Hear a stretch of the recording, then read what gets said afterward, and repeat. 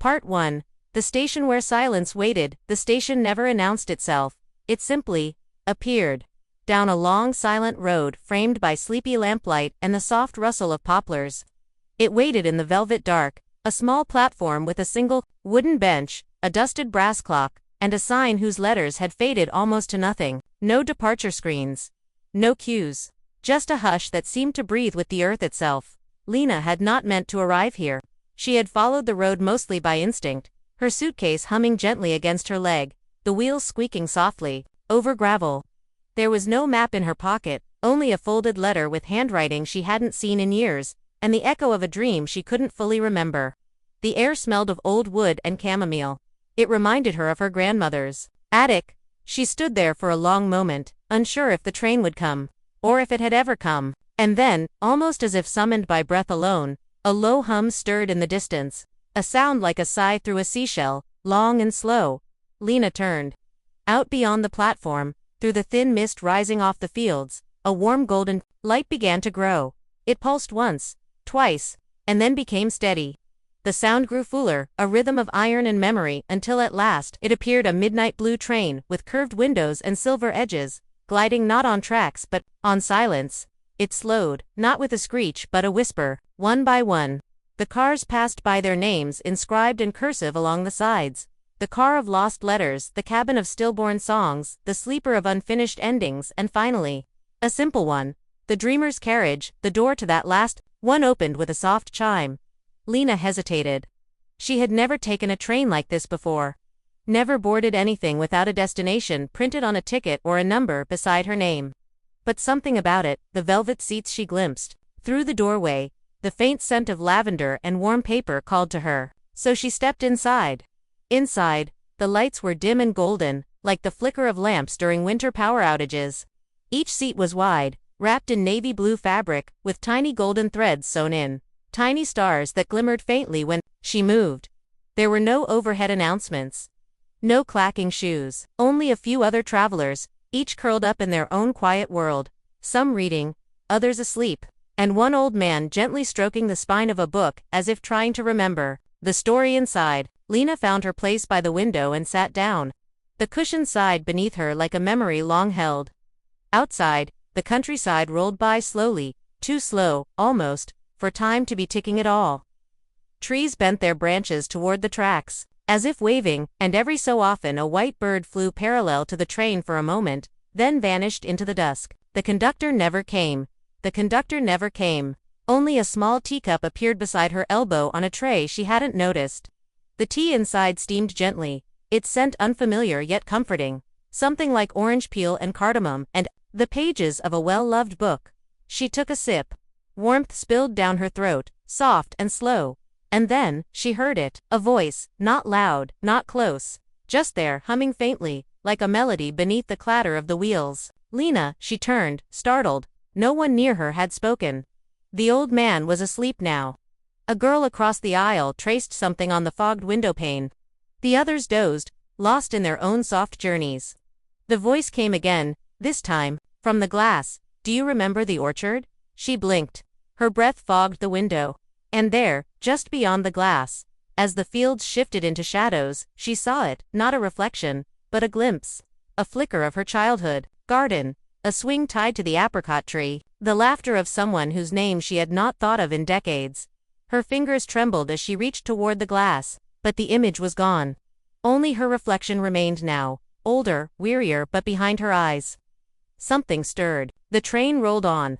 She leaned back, the rhythm of the rails cradling her like a lullaby. Shadows played softly on the walls. She let her eyes close. Somewhere deep in the belly of the train, a music box was playing, delicate, slow, notes that glowed in the dark. And outside the window, dreams stirred awake. The forgotten kind. Lena smiled in her sleep. She hadn't come here by accident. After all, she had simply remembered. Absolutely. Here is the next part of your bedtime story. Part 2. The luggage of things. Unsaid, the night deepened around the train like a velvet curtain, thick with hush and hush alone. In the dreamer's carriage, time no longer moved the way it did elsewhere. It didn't tick, didn't push. It simply breathed in and out, like the sigh of a story being remembered. Lena stirred beneath a blanket she hadn't known she was wrapped in. It was soft, heavier than wool, lighter than memory, and carried the faint scent of time and old postcards. Her hand brushed across its weave, where golden threads shimmered softly like whispers in moonlight. The train hummed beneath her, a lullaby made of tracks and tremble. Across the aisle, the girl who had been tracing misty patterns on the window was now fast asleep, her breath slow and even. Her fingers still rested on the glass, and through the misted circle she had made, something strange shimmered, not the world outside, but the interior of another room, a study lined with bookshelves, a candle half melted, and a cat asleep. On a desk, Lena blinked, but before she could look longer, the image faded into smoke. The train had a way of doing that, not showing the world as it is, but the world as it was once known. Or perhaps, as it wished to be remembered. A soft chime rang. This time, it wasn't the sound of arrival, nor the cup of tea. It came from above. Lena looked up. Over each seat, tucked into the curved overhead shelves, luggage rested quietly, not suitcases or carry-ons, but trunks and satchels and hatboxes that looked like they belonged to other centuries. Each one glowed faintly, as if lit from within, and one of them, just above Lena's head, had begun to shimmer. She stood. There was no label, no tag, just a soft embroidery along the side in silver thread, the things left unsaid. The latch opened with a sigh. Inside, a scarf, pale green, frayed at the ends, and folded beneath it, a small book, its pages blank but for one, a letter in her own handwriting. She hadn't seen this in years. Perhaps she had never written it at all. She sat down, the book cradled in her hands, and began to read. Dear Mina, I meant to say this before the train left, before the wind rose, before you turned the corner with your red coat swaying like a heartbeat. I meant to say, thank you for every time you waited. Thank you for knowing when not to ask. I don't know if I will see you again, maybe not in the way the world understands, but you are in every scent of jasmine I pass in the evening. Every quiet that feels like home. If ever I am brave enough, I'll find a way to tell you this. Again, her throat tightened. She had never sent it. There had been too many mornings. Too many reasons. Too much time. The train rocked gently. Outside, trees blurred past, like strokes of watercolor, forest greens and ash grays, layered over one another until the world looked painted instead of real. Somewhere far off, a cello sang a single, low note that lingered like a question. She traced the words with her fingertip, her chest warm with something both sweet and sad. As if on cue, a soft knock came. She looked up. A woman stood in the aisle. Not young, not old, ageless in the way dreams are.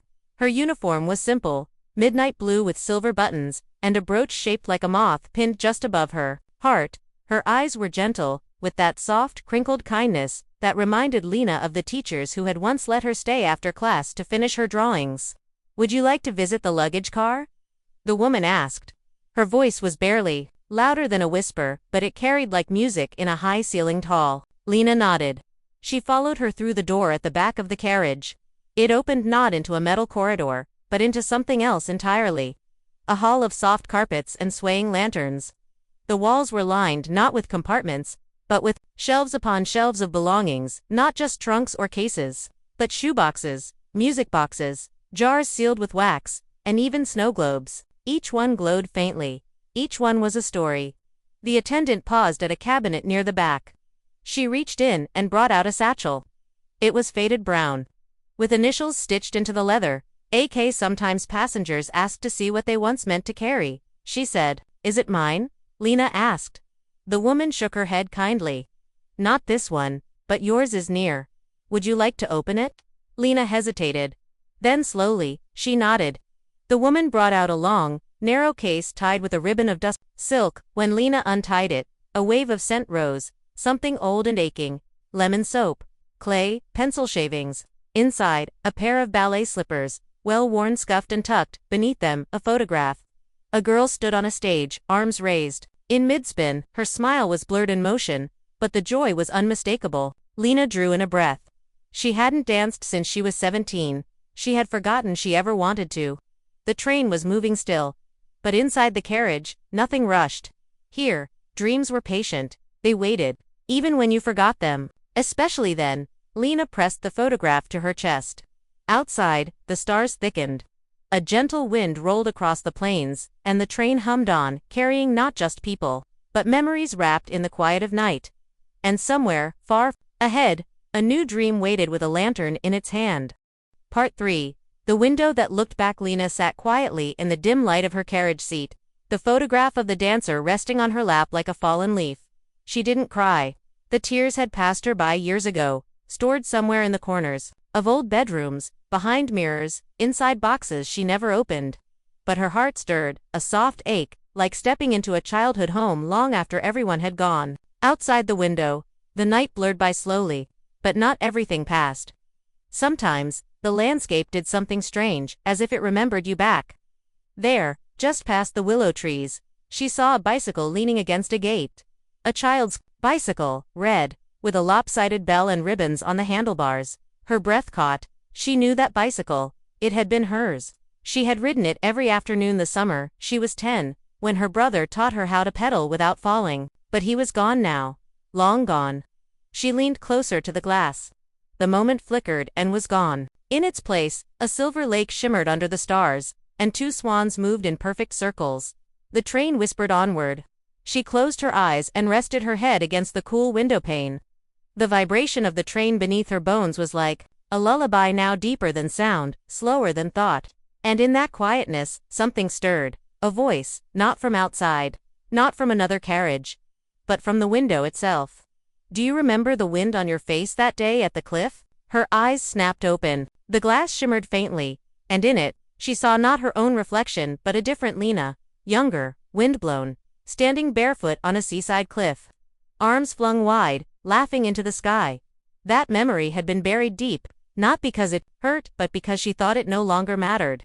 The train didn't judge. It only remembered. She let her forehead rest against the glass again. The stars above the train looked different now, not just constellations, but old names strung together. There was the dog who waited, the song without words, the bell that was never rung. She had never seen these in any astronomy book, but, somehow, she knew their names. They belonged to her. And maybe, to everyone else on this train. From the corner of her eye, she noticed movement. Across the aisle, the young girl, the one who'd traced patterns on the fog, had woken. She was staring into her own window now, unmoving, as if caught in some deep and private moment. Lena didn't speak, but she offered a smile. The girl saw her, and smiled back. Then she reached into her coat and pulled out something small, a folded map. She uncurled it with great care, placing it across her knees. But this was no ordinary map. There were no countries, no cities, only soft brushstrokes of color and strange symbols.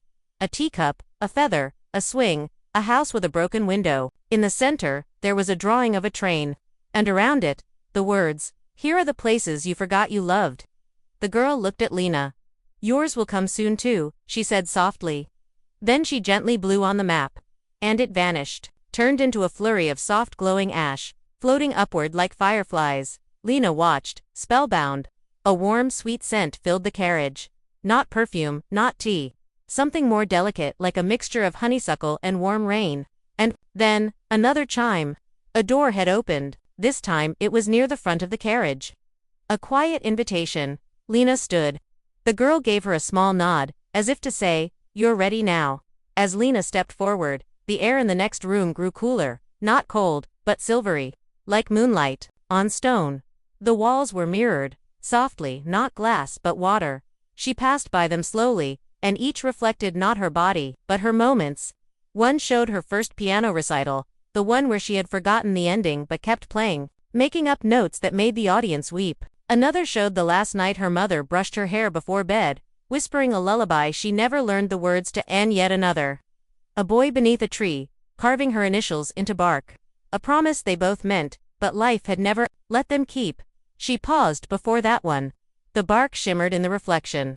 She reached out, touched the watery surface, and for a moment, felt the cool roughness of real wood beneath her fingertips. The memory was alive. Not as it was, but as it had felt. The room stretched on. More mirrors. More doors. But Lena turned back. She had seen enough for tonight. She returned to her seat, where a fresh blanket now waited, embroidered with a small silver emblem. A clock with no hands. She smiled, tucked it around her legs, and leaned back. The train rolled on, not rushing, not racing. It moved as dreams do, slowly, rhythmically gently pulling the threads of long-lost things back into the heart. Outside, the wind curled like a lullaby. And somewhere inside her, Lena's map began to draw itself, not with ink, but with memory and moonlight. With pleasure the journey continues. Part 4. The Compartment of Forgotten Names. Lena awoke not with a start, but with the sensation of being gently lifted from a dream, like drifting upward through warm water. The train was still moving, humming its lullaby along tracks no one had built, beneath stars no astronomer had charted. Outside, the world had changed again. The countryside had grown pale and blue, like it was drawn in watercolor with a silver brush. Hills moved like waves, rising and falling gently, and the sky shimmered with tiny lights that pulsed like breathing. The moon had tilted just so, casting its glow in soft ribbons across the window glass. Inside the carriage, something had shifted. A small card had been left on her lap. It was smooth and cream-colored, written in flowing ink. Compartment 9 is open now. You may wish to visit, if you're ready. A friend of the sleeper's car. Lena traced the words with her finger. The ink was still warm. She rose, wrapped the blanket around her shoulders like a shawl, and stepped into the corridor. The door closed behind her with a hush, as if sealing the space she had just left, not as a prison, but as a promise that it would wait for her return. The hallway outside was softly lit with flickering lanterns, each one filled with slow-turning mist. Her slippers made no sound on the velvet floor. Along the corridor walls were little plaques, each bearing quiet names. The archivist's room, the cartographer of forgotten destinies, the library of dusty laughter, and finally, compartment 9, the room of forgotten names. She paused. The door was made of dark, polished wood with a single brass handle. When she touched it, she felt a subtle pulse beneath her fingertips, not mechanical, not electric, alive. She turned the handle. The room beyond was small but not cramped. Lit by soft candlelight, it was lined with rows of shallow drawers, the kind you might find in an apothecary's chest or a museum of natural wonders. Each drawer had a tiny engraved plate, some in languages Lena couldn't read, others in symbols she didn't recognize, but a few bore names. Familiar names. One read, Mira Rosewell. Lena blinked. That had been the name of her childhood neighbor, a girl who moved away when they were both 12, just after a summer of treehouse building and pinky promises. Lena hadn't thought of her in decades. She opened the drawer. Inside, a handkerchief embroidered with sunflowers. A pressed leaf. A single yellow marble. The scent was unmistakable. Sugar cookies and pine sap. Mira's house had always smelled like that. Lena smiled softly, her heart tugging like a string that had lain loose for too long. She moved to another drawer. This one read, Theo, the cat from the bookstore. She laughed quietly, a small breath of surprise. How many times had she visited that little shop during university, where the black cat with the white nose would curl in her lap as she read poetry by the window. Inside the drawer, a torn page with an underlined line, I want to be where the quiet lives, and a small bell, tarnished but still musical when she touched it. She kept moving, her fingers brushing across other names she had forgotten. Each one held something small, something real. Nothing grand, no jewels or treasures. Just pieces of feeling, like buttons from a favorite coat or ticket stubs from a rainy day. But then, she found one with no name. Just a drawer marked. It was smaller than the others, and colder.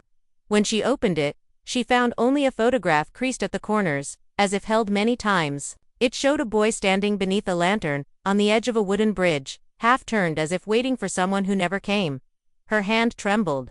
She didn't know his name, but something in her chest ached suddenly, sharply. A memory tried to rise, like something trapped beneath ice. She pressed the photo to her lips, whispering, I'm sorry. And in that moment, something shifted in the room. A soft rustling, like old pages being turned by the wind.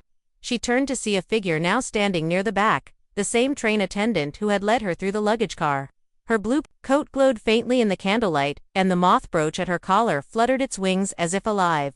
You're remembering more quickly than most, she said, her voice as calm as rain on a rooftop. I didn't mean to forget him, Lena said quietly. No one does, the woman replied. But some memories are buried, not because they hurt, but because they matter, and the world gets noisy. Lena nodded. She looked again at the drawer. This time, a name had appeared faint and trembling, but visible. Elian. She traced it with her fingertip. The name trembled, then glowed. Will I see him again? Lena asked. The attendant tilted her head. Perhaps not in the way you expect. But this train has a way of returning what was left behind. Lena folded the photograph gently and placed it back inside the drawer. The candlelight shimmered brighter for a moment, then softened once more. The woman offered her hand. Come, she said. Your dreams are beginning to wait for you.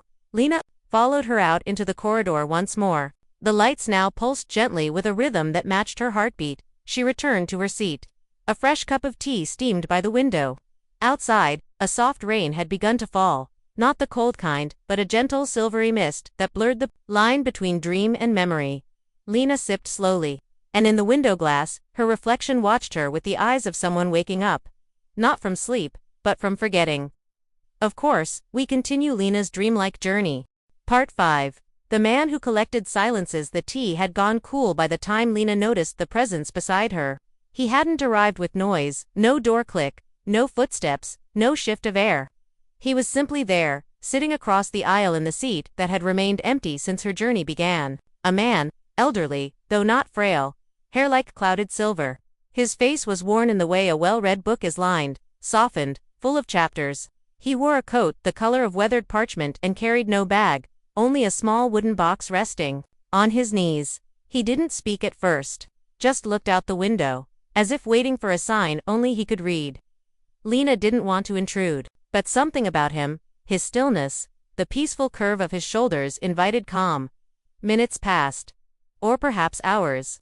Time here moved like breath, sometimes deep, sometimes shallow, never in a rush. Finally, he turned. His eyes met hers. They were clear and bright as winter's edge. Have you heard it yet? He asked. Lena blinked. Heard what? He smiled, as if she'd asked the perfect question. The silence, the one you left behind.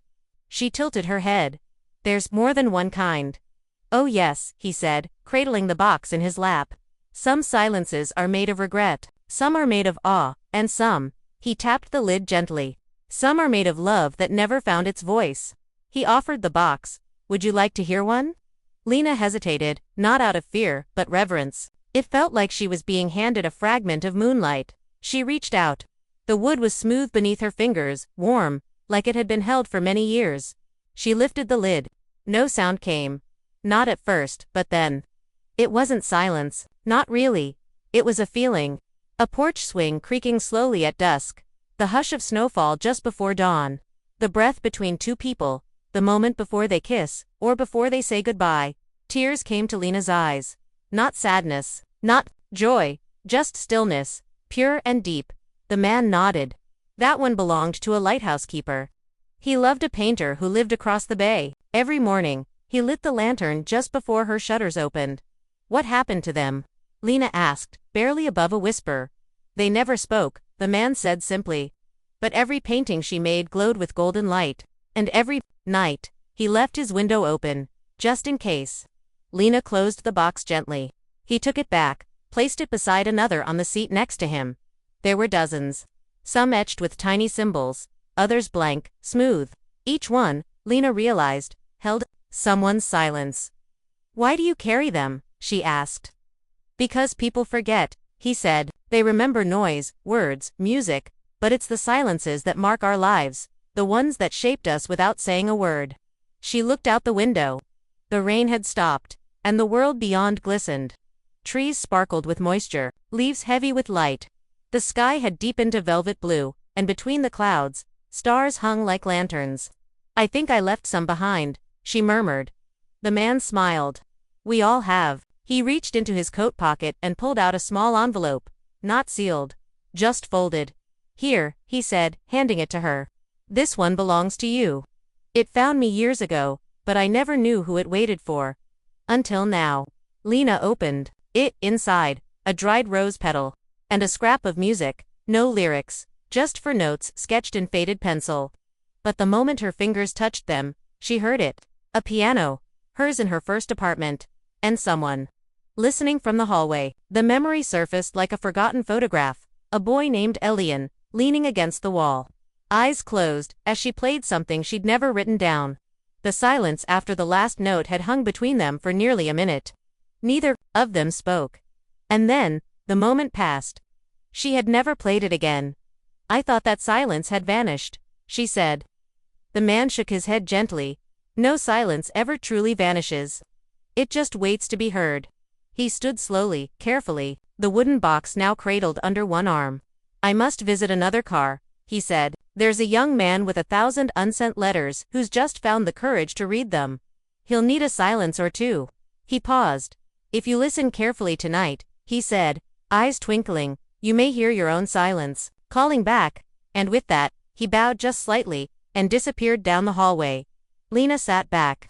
The envelope still rested in her hands. Outside, the trees parted for a moment, revealing a glimpse of a lake she once walked beside with Elian. The water shimmered like glass.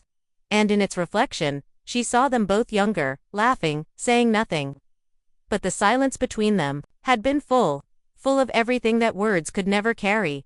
She placed the envelope beside her cup. A new blanket now rested on her seat, woven with a delicate pattern of spirals and spaces between them, a visual lullaby. She pulled it close. The train pressed onward through the deepening night. And somewhere, a forgotten note whispered its way back into her heart. Certainly, we now continue with the next part of Lena's journey through memory, silence, and dream. Part 6. The bridge between then and now. The train slowed. Not with screeching brakes or the jolt of urgency, but gently, like a breath held at the top of the lungs. A pause. The stillness before a word is spoken. Lena looked up from the envelope, resting beside her, feeling the hush settle like a snowflake on her skin. Outside, the world had changed again. The trees had faded. The stars had dimmed. In their place stood a long wooden bridge, arching across what looked like a river of mist. Pale lanterns lined its length, glowing like soft pearls in the dark. The water below didn't ripple or rush, it shimmered, quietly, like a dream that hadn't chosen a shape yet. A soft chime rang. A voice warm and low echoed from somewhere within the train. We have arrived at the crossing of echoes. Passengers may disembark, if they wish to remember what they once left behind. Lena felt the words, not just in her ears, but in her chest. She didn't stand right away. She waited, listening. The train sighed. Then the girl across the aisle, the one with the dream map, rose silently and stepped off into the night. Another man, a few seats behind, followed with an old camera slung across his chest. As if preparing to photograph something lost to time, Lena stood. The wooden steps leading from the train to the bridge were soft beneath her slippers. Not wood, really, something between bark and velvet, warm to the touch. The moment she stepped down, the air changed. It smelled of cedar and salt, of the sea, and of him. Elian. The name rose unbidden, like a song in the dark. The bridge extended into mist, far beyond what she could see. No signposts. No destination. Just that soft row of lanterns, each one flickering with a different hue. Pale gold, dusty rose, the blue of twilight, the green of springtime after rain. Lena walked. Each footfall made no sound, but left a soft glow behind, as though the bridge remembered every step. The fog thickened and thinned, curling like memory around her shoulders. Halfway across, the mist parted, and there he was. Not as she had last seen him, but as he had lived in her heart, young, quiet-eyed, wind in his hair, leaning against the railing like he had always belonged to dusk. Elian, she whispered, her breath catching. He looked up, not surprised, not smiling, just seeing her fully, gently, as if no time had passed. I was wondering when you'd find the bridge, he said. She stepped closer. Her hands trembled, but her heart was steady now. I tried to forget you, she admitted. I buried it so deep I couldn't even find your name. He nodded. That's how most goodbyes work. She reached out, not quite touching him yet. Was it a goodbye? He tilted his head. No, just a silence that never ended. They stood there, the river below them shining like starlight. The air was still. Nothing hurried them.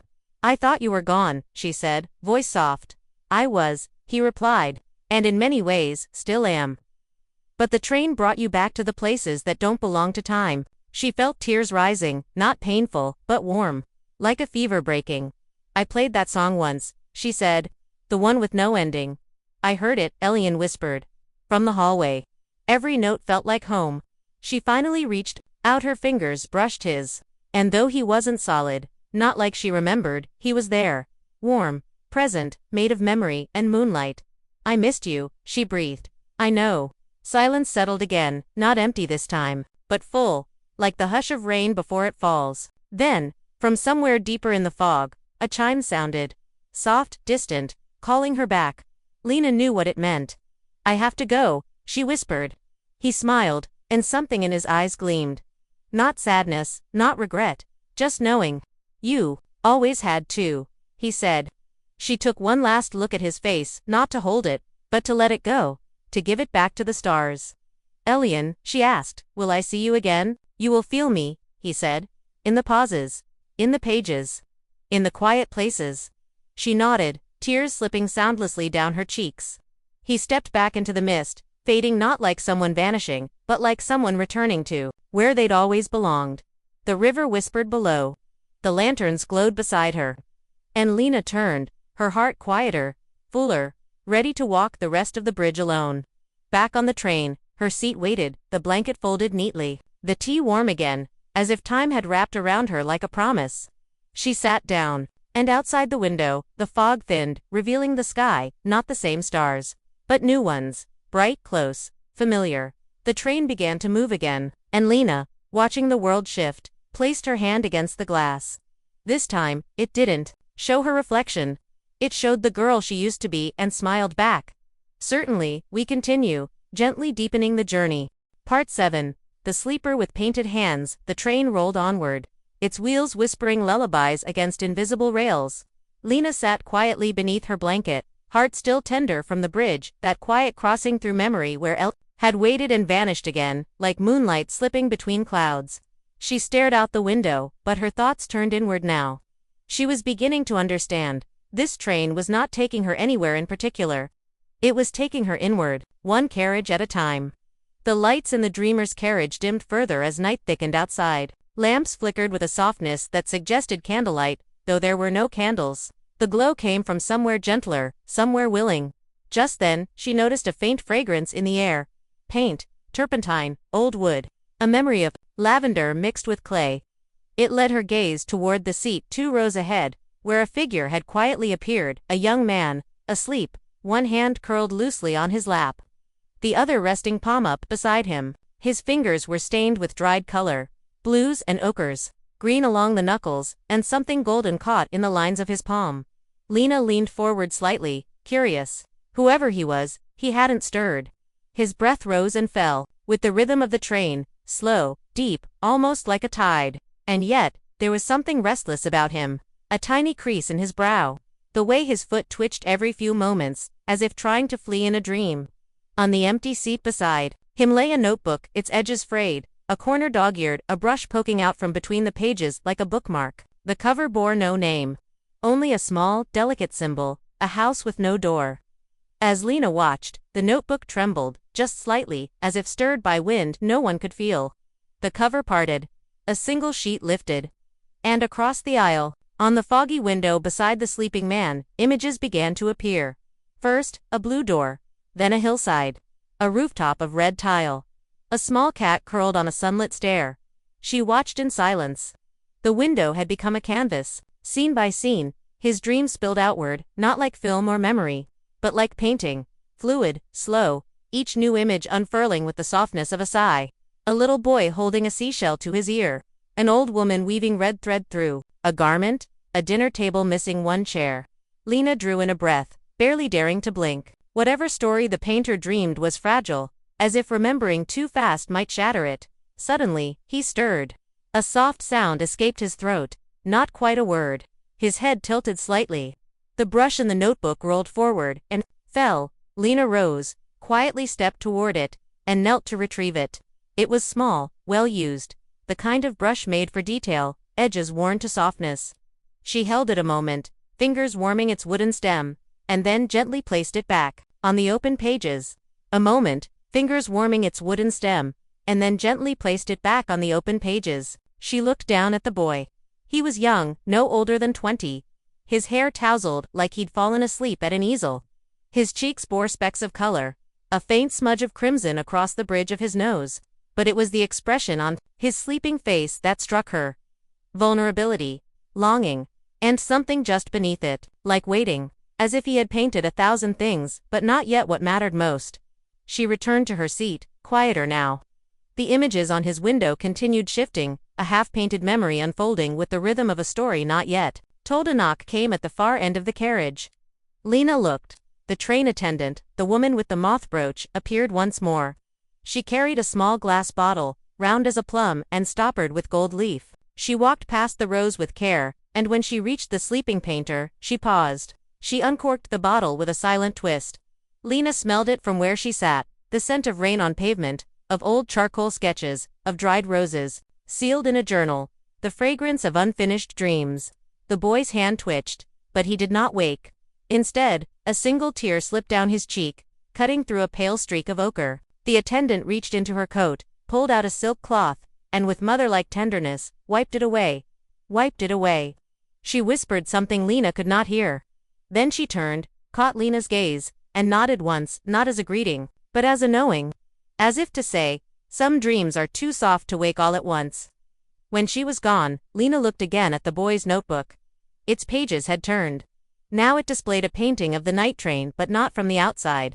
From within, and in the corner of the painting, tiny and careful, was the figure of a woman sitting alone at a window, blanket drawn around her shoulders, eyes turned toward the stars. Lena pressed her hand to her chest. It was her. The boy had painted her, from his dream. Or maybe from her own. The image shimmered, and for the first time in many years, Lena felt not like someone watching, but someone being seen. Outside, the fog began to lift. Moonlight spilled in gentle waves across the seats. The boy's hand curled slightly around the brush. He smiled faintly in his sleep.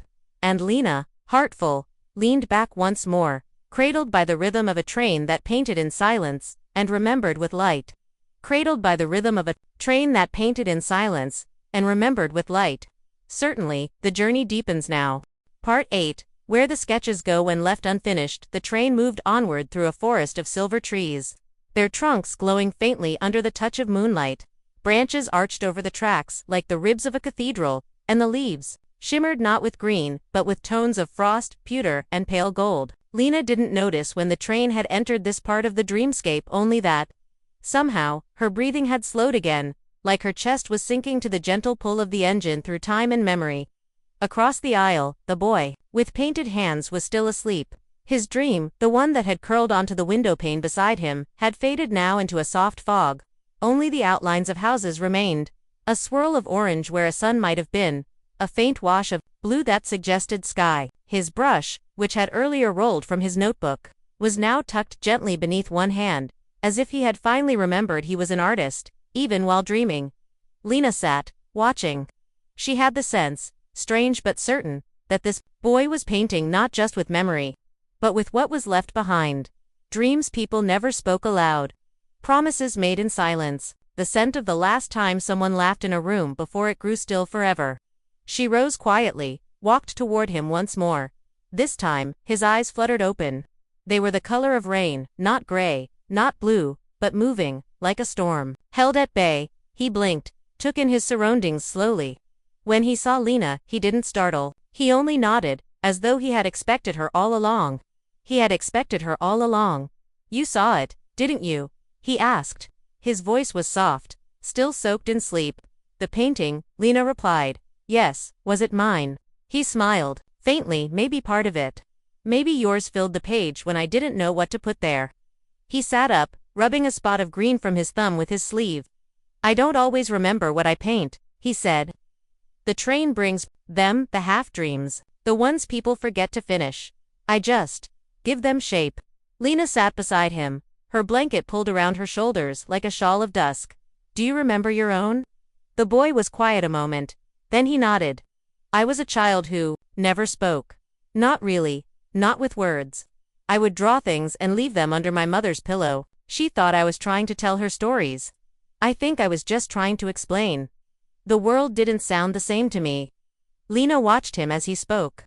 His hands even now moved with a subtle rhythm, as though they painted even while at rest. Did she understand? She asked. He hesitated. She kept every drawing I ever gave her.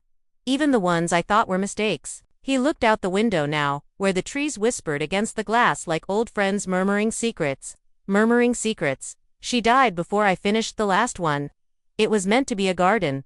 Full of tulips. She loved tulips. Lena's Heart ached in that quiet, echoing way it had learned on this train. Not sorrow, but space. The kind grief leaves behind when it softens. I don't know what happened to it, he continued. That painting. I was 10. I think my father burned it by accident with a pile of old papers. I only ever remembered one corner. A yellow petal. A smear of green. He opened his notebook and flipped to a page near the back. There, in careful, trembling color, a tulip. Still unfinished, just the edges. But now Lena understood something. This train, this space between memory and sleep, was helping him finish the picture, one dream at a time. He looked up at her again. Do you have something unfinished? She didn't answer at first. Instead, she turned her gaze inward, where time blurred and softened, and there, among the scattered things she had once let go, she saw it, her old music manuscript, blank, empty staves, a melody that had never been born. There's a song, she whispered. He tilted his head. Can you still hear it? She shook her head, only the shape. Like fog over a lake. He reached into the notebook, flipped to a blank page, and without asking, handed her the brush. She stared at it. It was still warm from his fingers. I'm not a painter, she said. Neither am I, he replied, his smile lopsided. I just listen differently. Lena dipped the brush in the edge of the inkstone tucked beside the notebook's spine. And slowly, tentatively, she drew a line. Not a perfect one, but a curved one. Like a note lifted at the end of a breath, then another, and another. The boy said nothing. He simply watched. By the time the brush had returned to the paper's edge, something remarkable had happened. A melody had appeared. Not with sound, but with form.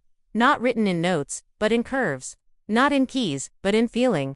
It looked like the inside of her chest had been turned into light. She exhaled. The boy took the brush back gently and whispered, now it will finish itself. They sat in silence. Not the heavy kind, the beautiful kind. The kind that fills the space after someone says exactly what needed saying. Outside, the forest had thinned. A meadow of stars opened beneath the sky. In the distance, a lighthouse blinked once, then twice, as if to say, you're not lost.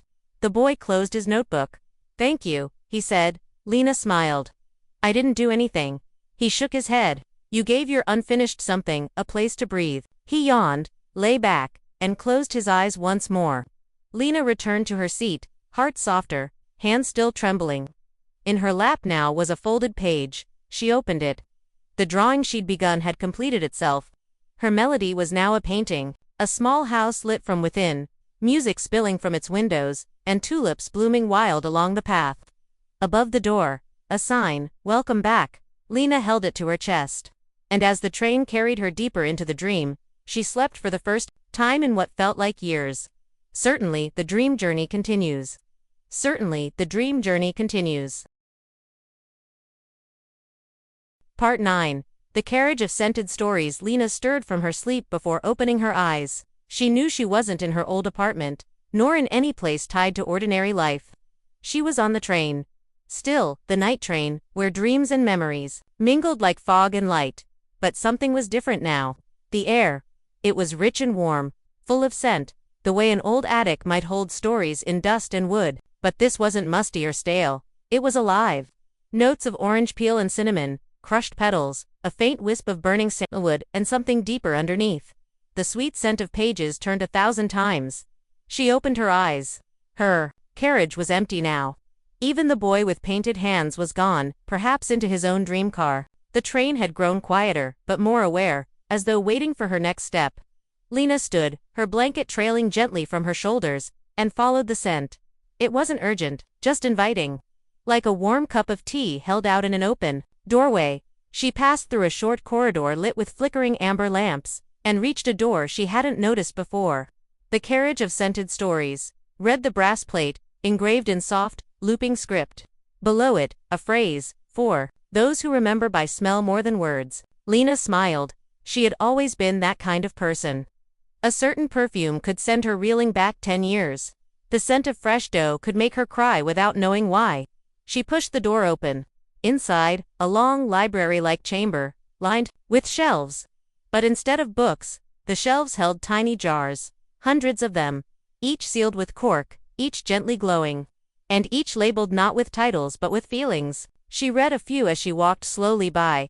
First snowfall from a window you loved. Summer dress in a field of dry grass, mother's coat, still warm when you kissed someone who was leaving. She paused before that last one. Something in her chest flickered, recognition, perhaps, or ache. A soft rustle broke the silence. A woman stood at the far end of the carriage. She wore a scarf wound loosely around her hair, and her clothes were the color of baking flour and old parchment. In her hands, she cradled a wooden tray, with 5 jars resting on it, each glowing faintly. You may take 3, the woman said, her voice soft as steam from a kettle. Lena stepped forward. Do I have to choose quickly? No. But know this, the ones you don't choose may fade when you leave. Some scents do not wait forever. Lena nodded. She approached the tray. The first jar called to her faintly. Blue, with soft white flecks inside. Its label read, "The morning he taught you to ride a bike." The scent, when she uncorked it, was like pavement warming in the sun. Distant laughter, and the smell of triumph before she even knew what triumph meant. She blinked. My brother. The woman simply smiled. The second jar shimmered gold. Its label, your grandfather's workshop on a rainy day. Lena opened it slowly, and immediately. Her nose filled with wood polish, citrus pipe, tobacco, and the soft temps of copper. She nearly gasped. It had been so long since she remembered that scent. The third jar was different. It didn't glow as brightly. In fact, it seemed to flicker as if unsure. Its label read, your first apartment. The night before you left. She hesitated. She had forgotten that space. The creaky floorboards. The chipped windowsill where she'd lined up dried leaves one autumn. And the silence the night before. She moved out, packed boxes, one lamp still on, and a breeze snaking through a cracked window. She opened the jar. And it all came rushing back. The smell of dust, cardboard. The last cup of tea brewed in a chipped blue mug.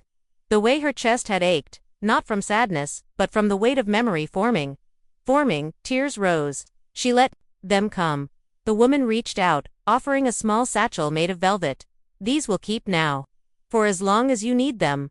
Lena placed the 3 chosen jars inside. What happens to the ones I didn't pick? She asked softly. They stay, the woman said. Some for others to find. Some to wait until they're remembered again. Lena turned once more to the shelves. Her fingers brushed a jar labeled, his shirt, the morning after he left without saying goodbye. She didn't open it. Just pressed her hand to the glass. A heartbeat later, it pulsed gently beneath her touch, not as a call to grief, but a kind of forgiveness. She turned to leave. As she stepped out of the carriage of scented stories, the scents faded into the soft hush of the hallway, but in her satchel, they glowed faintly warm, quiet stars that would wait for her, even in waking. Back at her seat, the sky outside had changed again. Now it was painted in dawn's edge, the first blush of light behind velvet blue. The train had not stopped, but somehow, it had settled as if it knew her heart had gathered something vital tonight. Lena leaned back into her seat. She pressed the satchel gently to her chest. And she smiled. She didn't feel lighter. She felt fuller. And for the first time, she didn't wonder where the train was going. She trusted it would carry her, scent by scent, memory by memory, toward something whole. Gladly the dream rolls on. Part 10. The room where echoes sleep. By the time Lena opened her eyes again, the satchel of scents was still resting against her chest, glowing faintly with warmth, like embers wrapped in velvet. She had not meant to fall asleep, but the weight of memory was softer now, more like a lullaby than a burden. The train was quieter than usual. No voices from other passengers. No clink of cups from the tea trolley, just the soft, rhythmic breath of the train itself, moving steadily forward, like a gentle tide returning to shore. Outside the window, fog had returned. But this was not the drifting mist of earlier carriages. This fog glowed faintly with pale lavender light, and shadows danced within it like shapes moving behind old curtains. Something about it was familiar. Not from this journey but from somewhere deeper. Lena rose. The door across the corridor, previously hidden behind a velvet drape, was now visible. It bore no handle, no name. Only a single phrase written in silver script that shimmered when she stepped near. The room where echoes sleep. As she approached, the door opened soundlessly. Inside, darkness, not heavy, not cold, just waiting. And then, slowly, as Lena stepped across the threshold, the room stirred to life. Light bloomed in soft halos, like breath on glass. The walls were lined with faint reflections, like ripples on the surface of memory. The floor felt not solid but clouded, as though she were standing on something made of silk and silence. No shelves. No seats. Only echoes. Faint, drifting echoes, not of sound, but of feeling. She walked slowly. To her left, a breath of laughter. Hers, younger. The kind of laughter that bursts out when someone surprises you with something beautifully ridiculous. It faded before she could catch it. To her right, a sigh. Her mother's, maybe, the sound of relief after a storm has passed. Each step stirred more echoes. She didn't see them, she felt them. Not all were soft. One hit like a sharp intake of breath, a fight. Her voice raised, a door closed, then silence thick with regret, another, the stillness of a hospital hallway. The echo of shoes on tile, her own thoughts too loud in the quiet. Lena stopped. In the center of the room stood a mirror. Not ornate, not imposing, just a simple pane of glass, suspended in air, framed in nothing but light. She stepped closer. At first, she saw herself, as she was now, eyes older, shoulders gentler, the softness of someone who had lived, not just past time. But then, the reflection shifted. The girl she had been, barefoot in the garden, reading by flashlight under the blanket, sitting on the floor beside a record player, singing along with no one listening. The mirror pulsed gently, and a question filled the room, not spoken aloud, but present, unmistakable. What have you left behind in silence? Lena stepped closer, and answered, not in words, but by reaching out. She touched the glass. And suddenly, the room shimmered, not with color, but with feeling. The air changed. A breeze full of every song she never finished writing. A hush of footsteps she'd never heard again. The tender weight of her father's coat when he hugged her after her first heartbreak, something she had almost forgotten. Then, from somewhere deeper in the mirror, a voice. Elian's. It was never the silence that hurt, he said, gentle as twilight. It was believing no one else could hear it. Tears welled in her eyes. She hadn't known how much silence she had carried. She hadn't realized how many echoes had followed her all these years. But they weren't haunting her now. They were coming home. The room pulsed once more. A new sound joined, small and warm. The clink of a spoon against a teacup. The sound of rain on paper. A melody hummed under breath. And then, softly, a voice, her own much younger, whispering, "Don't forget me when you grow up." Lena closed her eyes. Lena closed her eyes. "I won't," she whispered back. She stood in the center of the room, surrounded not by ghosts, but by everything she had ever loved, grieved or longed for, made gentle now by time and attention. The mirror faded. The door reopened. And as she stepped back into the corridor, she no longer felt like just a passenger. She felt like someone returning to herself. The fog outside lifted just enough to reveal what lay ahead. A shimmering bridge of light connecting to the next carriage. No rails, no ties. Just brightness, like a path written in dreams. Lena walked forward, her steps light, her hands open, and behind her, the echoes rested, not forgotten, but held. With tenderness, the journey continues. Part 11. The conductor's lantern, the bridge of light, shimmered beneath Lena's feet as she stepped forward. It didn't sway or tremble, it glowed, soft and steady, like the pulse of a lullaby. Below, there was nothing but darkness. Not frightening, just infinite, a velvet sea where time and gravity no longer applied. When she reached the next carriage, the door opened without a sound. Inside, a hush waited. This space was unlike any she had seen before on the train. It was neither dream nor memory, neither library nor landscape. It felt sacred. The ceiling arched high, like the inside of a lantern, its walls flickering with soft golden hues that moved like candlelight on paper. In the center stood a long, wooden bench, old but polished smooth by time and care. On it, a lantern, and beside the lantern stood him, the conductor. She hadn't seen him since she boarded the train, not clearly, not face to face. But now, he stood as though he had always been there, waiting patiently, as if this was the moment they were always meant to meet. He wore a coat the color of midnight ink, stitched with tiny stars that twinkled as he moved. His eyes, when they met hers, held the softness of dusk, not sleepy, but deep, like the last light before the world turns blue. He inclined his head, slightly. "You've come far, Lena." His voice was low and round, like the sound of a cello being played in an empty hall. "I didn't know I was going anywhere," she replied. "Most dreamers don't." She stepped forward slowly, her hands still wrapped around the velvet satchel that now felt heavier, not in burden, but in meaning. Heavier, not in burden, but in meaning. Is this the end? She asked quietly. The conductor smiled and his eyes shimmered not with amusement, but with kindness. No, he said. But it is the center. Lena glanced at the lantern, on the bench. Its flame was small, almost nothing, but it burned with a steady golden light, and inside the glass, she saw shapes moving. Not reflections, scenes. She leaned closer. There, her childhood bedroom, lit by moonlight. There, the smell of her mother's shawl, wrapped around her after a bad dream. There, Elian, smiling from a train window that blurred with rain. The conductor gestured gently. This lantern, he said, holds the first light you ever carried. Lena blinked. What does that mean? He sat on the bench, motioning for her to join him. When we are born, he said, we are given a light, not to guide us, but to remind us of wonder, of courage, of our softness. Most forget it. Others bury it. Some, like you, carry it dimly for years, not knowing what it is they keep alive. Lena looked into the flame again. It's beautiful. He nodded. And it remembers everything you've forgotten. She felt tears rise, unbidden. All I've done on this train, she whispered, is remember. And yet, the conductor said, your flame burns brighter now than it has in years. He reached into his coat and drew out a second lantern, this one larger, etched with silver lines and tiny windows. This is the lantern of the train, he said. It holds the forgotten dreams of all who ride it. Lena stared.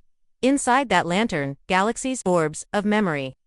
Wisps of music and laughter and shadows of old rooms. She saw hands reaching out, voices mouthing words no longer spoken, and fields of color that changed with every heartbeat. She touched the glass. Warm. Alive. The dreams in here, the conductor said, do not belong to you, but some remember you. And then one flickered. A boy and girl at a piano, her hands playing, his listening. Elian, she whispered. The conductor nodded. He rides sometimes, when the air is quiet enough. Her throat ached, but the ache no longer hurt. What do I do with all of this? She asked. The memories. The silences. The fragments I've carried. You keep them, the conductor said gently. Not as weights, but as lanterns. Each one lights a step, even in places you can't yet see. He stood. This journey is not about forgetting what was painful, he said. It is about learning how to carry the light that pain protected. Lena rose with him. Her own lantern flickered brighter now. Will I leave the train soon? She asked. The conductor tilted his head slightly.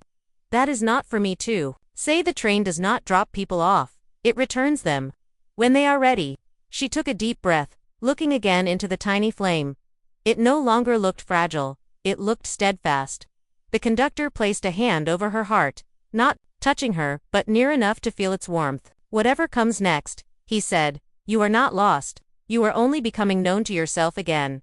Lena nodded. Her voice was small, but clear. I want to remember gently. He smiled. And you will. He lifted the train's lantern, opened a small panel in its side, and let out a single wisp of light, like a song released from a jar. It floated between them for a moment, then passed through the doorway and down the corridor ahead. The path shimmered once more. A signal. It was time to go forward. But Lena turned once more and looked back at the conductor. Will I see you? Again, he bowed slightly. You always have. And then she stepped into the next carriage, her lantern in hand, her memories beside her, walking not as a passenger, but as a keeper of light. Of course, let us follow her deeper, into the quiet unknown. Part 12. The dreams that were never hers. Lena stepped into the next carriage as though entering a dream just beginning to form, soft, translucent, a place made more of breath than walls. Her lantern pulsed in her hands, the gentle flame steady, now, a warmth that moved with her heartbeat. This room was unlike any before. It was vast, or felt vast, like a story still unfolding. Yet it was empty. No seats, no shelves, only a low mist curling along the floor, cool against her ankles. The air smelled faintly of lavender and old pages. But there was something else beneath it. A scent she couldn't name. Something like childhood that didn't belong to her. She walked slowly, her steps making no sound. Around her, shapes began to stir in the mist, not solid, but present. As if the air itself remembered things she never lived. And then the first one. Came a girl, about 8 years old, crouched in a field of dry reeds. Her hair was braided with red thread, her palms dusted with earth. She was humming softly, tracing patterns in the dirt with a stick. The hum, so gentle, seemed to tug at Lena's chest. She knelt beside the vision. "Who are you?" she whispered. But the girl didn't look up. She kept humming, fingers moving in circles. When Lena leaned closer, she saw the pattern, spirals, just like the ones Lena used to draw in the margins of her notebooks. Except, she had never been in a field like this. The image faded, and another rose. A boy, maybe 17, standing beneath a low tree, hands ink-stained, a sheet of music fluttering in the wind. He looked lost, not physically, but inside, as though he couldn't find the note he needed, even though it echoed inside him. Lena stepped forward. Her heart ached. She knew that feeling. That exact one. But this boy wasn't her. And yet, the lantern pulsed. And suddenly, a voice, not from the air, but from within. "These are the dreams that touched you," it said. "Not yours by memory, but yours by thread." Lena turned. Slowly, the voice belonged to a woman, tall, ageless, with eyes like quiet wells and skin like woven smoke. She wore robes stitched with stars, different from the conductor's, and her hands were ringless but carried the grace of someone who had known many promises. "You mean," Lena began, breath shallow, "they're not my dreams." The woman smiled. "No, but you were part of them." A glance, a word, a silence offered at just the right time. "You passed through these people's lives, sometimes, only once." Yet the thread remained. Lena stared at the space where the boy with the music had been. "I don't remember them." "Few do," the woman said. "But that doesn't mean it didn't happen." The mist around them began to shift. More figures emerged, some faint, some clearer. A woman kneeling on a train platform, crying into her scarf. A child in a bookstore, watching someone choose the last copy of a picture book. An old man placing a letter in the wrong mailbox where it was found by a stranger. And Lena, in all of them, was there. A passing smile. A song hummed, just loud enough. A book returned on a rainy day. "You changed them," the woman said, not as praise, but as truth. "I didn't even know. Most kindness happens that way." Lena's lantern began to brighten. "You've carried your own memories," the woman continued. "But now, you must decide. Will you carry these threads too?" Lena looked around her. Somehow, it was not heavy, this knowledge. It was quiet. Like carrying wildflowers someone left behind. "I will," she said. The woman nodded once. And as if her words had opened a window, the room shifted again. Now, the dreams returned one by one, not as strangers, but as companions. Each one brushed against Lena as they passed, like warmth in winter. A nod from the boy beneath the tree. A braid from the girl in the field. A slow, quiet thank you from a version of herself she never became, but once almost did. The woman stepped aside, and a door appeared, simple, wood-worn, with a silver latch. Lena turned toward it. Before she opened it, she asked softly, "Who are you?" The woman's eyes gleamed. "I am the memory of those who remember you." Then she faded, and Lena, hand on the latch, felt more whole than ever. Not because she remembered everything, but because she now knew how much had been remembered of her. She stepped through the door. And the train exhaled, soft and deep, as if cradling every thread she now carried. Certainly, the journey begins to turn toward its quiet climax. Part 13. The memory she never wanted to find. The next door closed behind Lena with a hush, as if sealing not just a room, but a chapter of her soul. Her lantern, once a small, flickering thing, now burned warm in her palm, steady as a heartbeat. Each glow along the train's corridor bowed slightly in her passing, as though acknowledging a traveler who had come far. This time, there was no sign on the carriage door. No inscription. No brass handle. Just a faint glow, pale, cool, uncertain, like the edge of dawn before it decides whether to rise. She hesitated. Somehow, she knew what lay beyond this next threshold.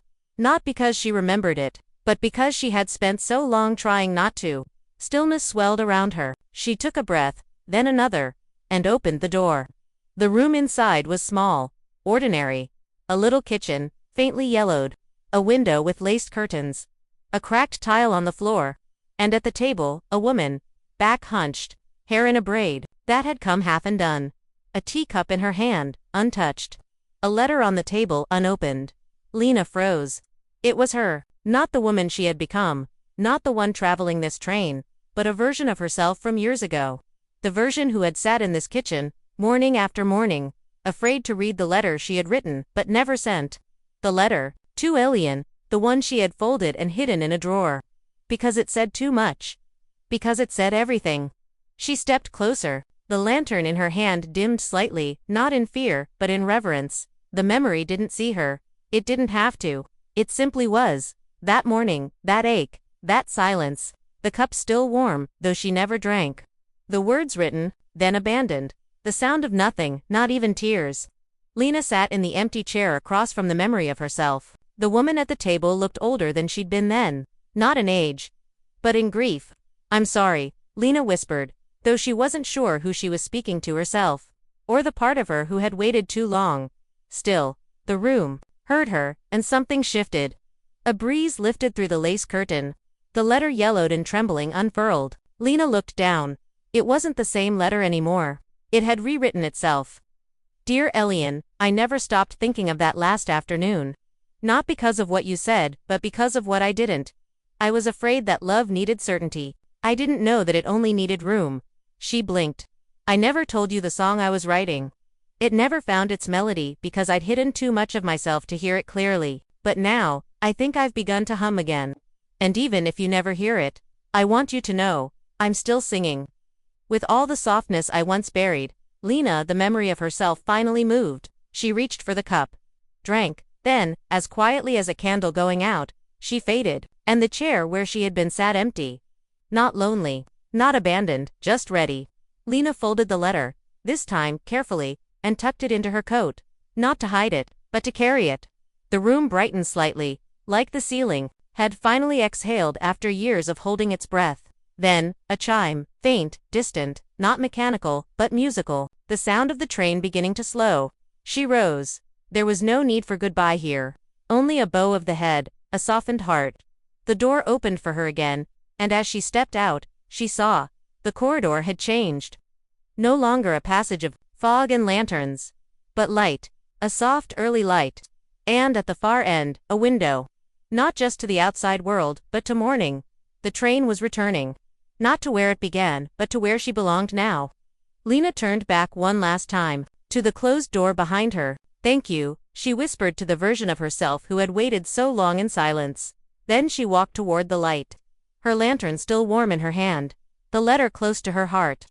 And her voice, quiet, steady, humming the beginning of a song that no longer needed to be perfect, only true. With care and tenderness, we continue into the beginning of Goodbye. Part 14. The lantern that waited by the door, the light at the end of the corridor, glowed warmer now. Not the silver shimmer of memory, nor the pale fog of forgotten days, but the gold of morning, of returning. It wrapped around Lena like a shawl spun from the first rays of sun after a long, quiet rain. The train was slowing, not with urgency, but with ceremony, the way a lullaby winds down, note by note, inviting silence to rest beside it. Lena's footsteps were soft. Each carriage she passed had become still, asleep perhaps. No echoes, no passengers, only the scent of pages turned and stories folded neatly like blankets. And then one last door opened. A familiar room, wooden paneled, worn smooth by decades of travel. No walls, only windows, and beyond them, a soft lavender sky giving way to gold. The train was cresting a hill of dream, and below, the real world waited, blurred but steady. In the center of the room stood a small pedestal. Upon it, a lantern. It looked just like hers, except for one thing. Inside it burned two flames. One was hers, the soft amber flicker she'd nurtured from the beginning. And the other. She knew it instantly.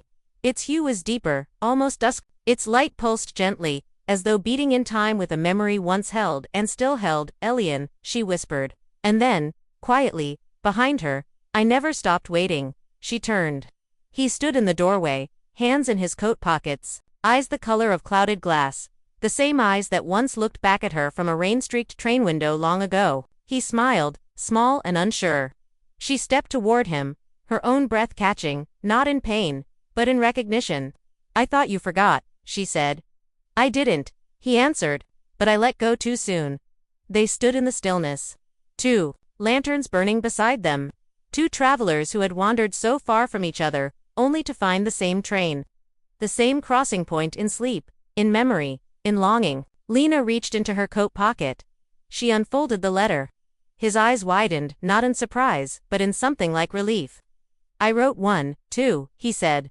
But I never sent it. I didn't think you'd want to hear it. I didn't, she replied gently. Not then, but now. I think I always did.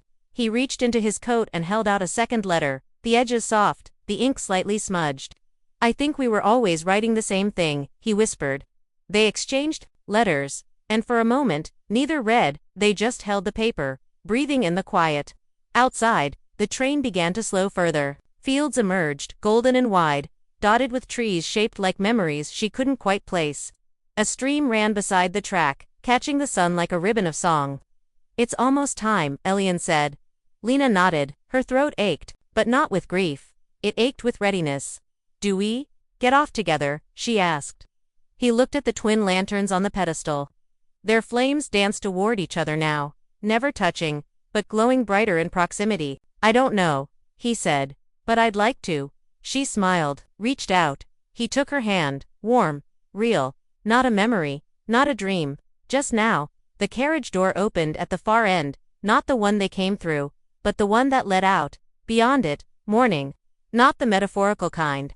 The true kind, with birdsong and pavement and the soft hush of the waking world. Lena looked around the room one last time. The place where her dreams had whispered. Where her memories had waited. Where forgotten parts of herself had returned like old friends. Through the fog. Then she turned back to Elian. Together, they picked up the lantern, the one with two flames, and walked forward. As the train slowed to its final breath and stopped. With a final breath of stillness, the story completes its gentle arc. Part 15. When morning finally arrives, the train had come to a complete stop. Not with a jolt, not with screeching brakes or the hiss of steam, but with a softness, as though it had always meant to stop here, exactly at this moment, exactly, at this light. Outside the open door, the world shimmered in a palette between sleep and waking. Soft gold, silver blue, a blush of rose at the edges of the sky. Dew glistened on unseen grass. Somewhere, a bird sang, not loudly, but as if greeting an old friend returning from a long journey. Lena stood with Elian at the threshold. The lantern with the twin flames hung between them, swaying slightly, casting quiet light on their faces. They didn't speak, not yet. There was nothing left to explain. Only the quiet knowing that something had shifted in both of them, something gentle and irreversible. The platform was unlike any she'd ever seen, not built of stone or wood, but of memory, woven tightly with dream. It held the weight of every passenger who had ever stepped off the train before her, and now it waited, like the moment before a page is turned. She took a breath. This was the part she had always feared, waking up, leaving, letting go of what she had found. But standing here now, hand in Elian's flame steady in the lantern's glass, she didn't feel fear. She felt ready. A voice came, soft as wind, through leaves. You will forget the details, but not the shape. She turned. The conductor stood a few steps away. Not closer, not farther. Just there, as he had always been. His eyes held the same dust-colored depth, but now, there was something else in them too, something like farewell. He gave a small nod. Lena, he said gently, what you've gathered here will fade at the edges, like morning mist, but the warmth will remain. She nodded slowly. I'm afraid I won't remember the song, she said. You will, he said. Not with your mind, but your hands will know it when they move. Your heart will hum it when you stand still. And Elian, she asked. The conductor smiled faintly. That's not for the train to decide. Elian looked at her, his expression soft, open. Wherever you go, he said, I'll carry the light. She squeezed his hand once, then slowly let go. She stepped onto the platform. The moment her foot touched it, the air shifted. The train behind her faded, not in smoke, not in sound, but like a dream returning to the place it was born. She looked around. The world was waking. A city skyline in the far distance. The smell of bakery bread, just beginning to rise. A breeze that carried the taste of morning, and then a bed. A window, birdsong, her room. Lena opened her eyes. The ceiling above her glowed with pale light. Her blanket was curled at her feet. One hand rested near her chest, where something felt warm. She sat up slowly. On her nightstand, a small old notebook. She didn't remember placing it there, but when she opened it, her breath caught. Inside, a sketch of a house lit from within. Music spilling from the windows. Tulips blooming wildly, by the steps, and above the door, in the same soft hand. Welcome back. She turned the page. There a song. Notes she didn't remember writing, but her fingers tingled as if they had played it before. And beside the last bar, a name, Ellie. She closed the notebook and held it to her chest, then rose. Outside, the morning was gentle, open, waiting, and within her, a lantern still glowed. She didn't need to remember everything, only that she had been there. That the train had carried her, safely and silently, through the folds of herself, to the place where all forgotten dreams go, to be remembered again. The end.